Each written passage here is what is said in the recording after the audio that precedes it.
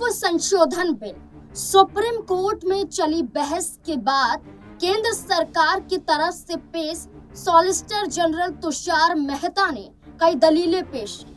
अपनी पैरवी के दौरान तुषार मेहता ने जहां दलीलों के आधार पर इस्लाम को चोट पहुंचाने का काम किया, तो वहीं सुप्रीम कोर्ट के तहत सीजीआई गवाही द्वारा फटकार भी लगी। लेकिन इस बहसबाजी के तहत कोई निर्णय नहीं निकल पाया। जहां माना जा रहा था कि वक्फ संशोधन बिल पर सुप्रीम कोर्ट में होती सुनवाई के तहत यह अंतरिम फैसला होगा, लेकिन अंतरिम फैसला नहीं निकला। 21 मई की तारीख जो थी, सुप्रीम कोर्ट में सुनवाई के दौरान जितनी भी याचिकाएं इस बिल के विरोध में थी, इसके नेतृत्व में वरिष्ठ वकील कपिल सिब्बल द्वारा पैरवी की गई और दलीलें रखी गई। जहां दलीलों के आधार पर यह कहा गया कि मेरी जमीन और मेरा हक, और अगर मैं वक्फ को दान कर रहा हूं तो ये मेरा फैसला है, मेरा निजी फैसला है, इसमें दखल अंदाजी कैसी। इसके अलावा कहा गया कि अगर अन्य बोर्ड में किसी गैर हिंदू या गैर ईसाई या गैर सिख को इजाजत नहीं है, तो मुस्लिम बोर्ड में गैर मुस्लिमों को क्यों शामिल किया जा रहा है, ये बड़ा सवाल उठाया गया। वक्फ बाय यूजर को लेकर भी चर्चा हुई कि वक्फ बोर्ड में जितनी संपत्तियां आती हैं, इन संपत्तियों का किस आधार पर आप जांच करेंगे। लेकिन वक्फ बाय यूजर के तहत भी सवाल खड़े किए गए, जवाब भी कपिल सिब्बल ने दिए। लेकिन जो 22 मई को सुनवाई हुई, इस सुनवाई में तुषार मेहता ने कई बड़ी दलीलें पेश की।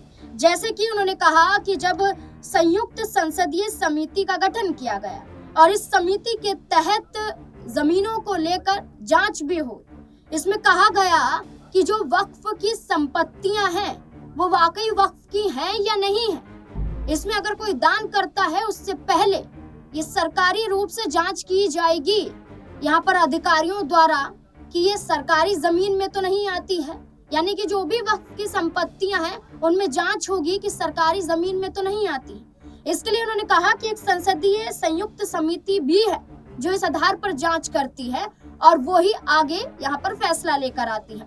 इसके अलावा ये कहा गया तुषार मेहता के जरिए कि धारा 3C के प्रावधान को लेकर उन्होंने बताया कि किसी संपत्ति को वक्फ संपत्ति ना माना जाए जब तक उसकी जांच ना हो जाए। जैसा कि मैंने पहले कहा कि संसदीय संयुक्त समिति के आधार पर जांच हो।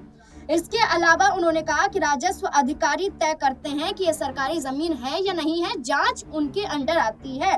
इसके अलावा तुषार मेहता ने यह भी दलील दी कि जो वक्फ की संपत्तियां हैं, वो जो दान की गई संपत्तियां हैं, ये सिर्फ दान में आता है, इसे इस्लाम धर्म से जोड़कर नहीं देखना चाहिए।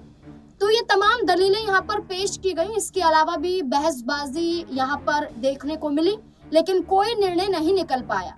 लेकिन क्या होती सुनवाई जो लगातार बढ़ रही है, जहां कपिल सिब्बल द्वारा भी कई प्रूफ पेश किए जा रहे हैं, जहां तुषार मेहता द्वारा भी कई प्रूफ पेश किए जा रहे हैं। इसके अलावा आपको ये बता दें कि जहां तमाम चीज़ों का ये दस्तावेज पेश किए गए, जहां बहसबाजी हुई, इसके अलावा भी यहाँ पर चर्चा हुई कि कपिल सिब्बल ने भी कहा कि अभी इसमें समय लगेगा, लेकिन निर्णय मुस्लिम पक्ष के हक में ही होगा, ये दावा कपिल सिब्बल करते हुए नजर आ रहे हैं। देखना होगा कि आखिरकार इस बहसबाजी के बाद क्या नतीजा सुप्रीम कोर्ट में अगली सुनवाई में निकल कर सामने आता है।